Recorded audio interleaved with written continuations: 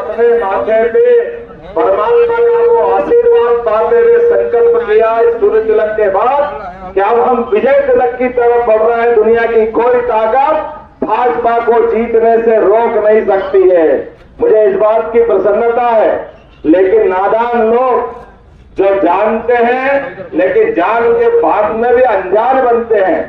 और आज के इस दौर में लगातार मैं तो इस बात को जानता हूं कि कांग्रेस के लोगों को अगर आंखें हो तो खोल के देख लो, ये रणबांकुरे जो अपने मैदान संभाल रहे हैं, भाजपा के सारे लोग आप ठंडी छाया में सोए होंगे, झूठ के महल बना रहे हो, कैसी कैसी बात करते हैं। अरे जीतना की बात करते, चुनाव भारत में लड़ रहे हैं और प्रशंसा पाकिस्तान की करते हैं। जैसे गद्दारों को कभी भारतीय जनता पार्टी के लोग और देश और प्रदेश के लोग बर्दाश्त नहीं करेंगे।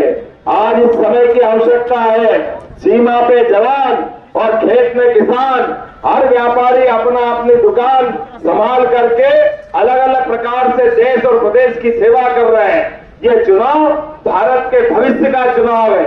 ये चुनाव दुनिया की तीसरी अर्थव्यवस्था बनाने के लिए यशस्वी प्रधानमंत्री के संकल्प का चुनाव है।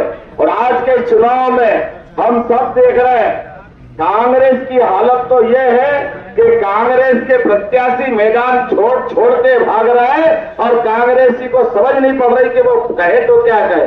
आदमी उनका भागे, मैदान वो छोड़े और गलती कह के बताया कि ये भाजपा वालों की गलती है।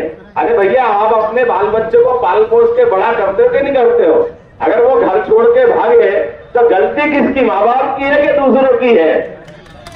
अपने बीच में से ये जो लगातार माहौल बना है, और मुझे आज भी पत्रकार बंधुओं लगातार पूछ रहे हैं, आज ही हमने हेडिंग देखा, एक भाई साहब कह रहे हैं जो लगातार ऐसे रॉकेट है जिनको लॉन्च करो वो जब जबरदस्त नीचे गिरता ऊपर जाता ही नहीं है।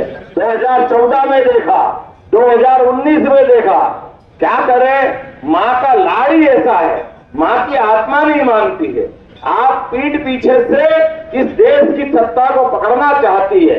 मुझे इस बात की प्रसन्नता है, एक तरफ ये अपने सारे के सारे जमानती लोग जिनकी सारी जमानत हुई, एक दल भाई साहब जमानत दे करके आए और जमानत दे के आने के बाद ही क्या कह रहे हैं, मैं इस देश को तानाशाही से मुक्त करूंगा।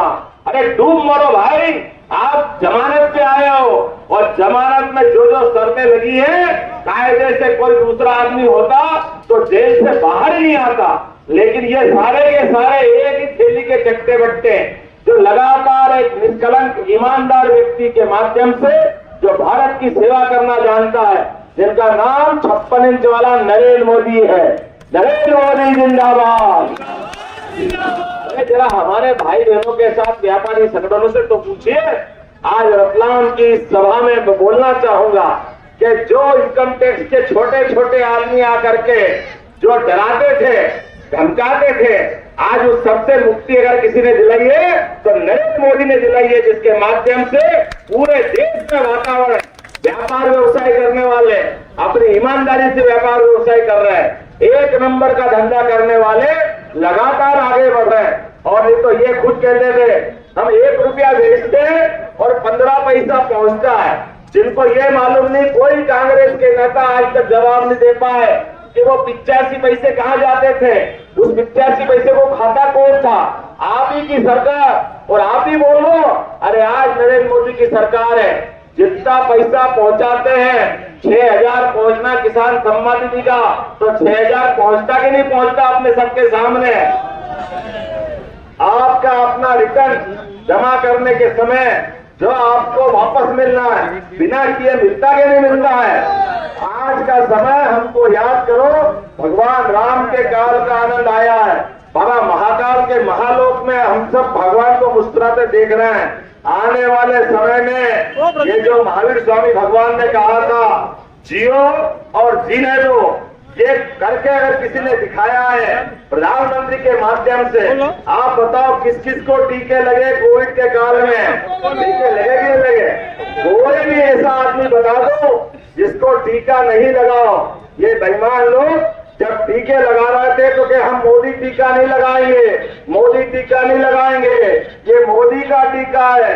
और जैसे ही जान जाने लगी लोगों की और टीके से जान बची तो रात की 12 बजे चुपचाप जाके लगा दिया, हमको भी लगा दो, हमको भी लगा दो। लेकिन मोदी ने देश भी बचाया और दुनिया के 100 से ज्यादा देशों के अंदर टीके के माध्यम से लोगों की जान बचाने का काम किया यशस्वी प्रधानमंत्री ने, जिनने इस बात को सिद्ध किया कि जियो और जीने दो की बात केवल खाली कहने के लिए नहीं है, उसको करके दिखाने की बात है। आज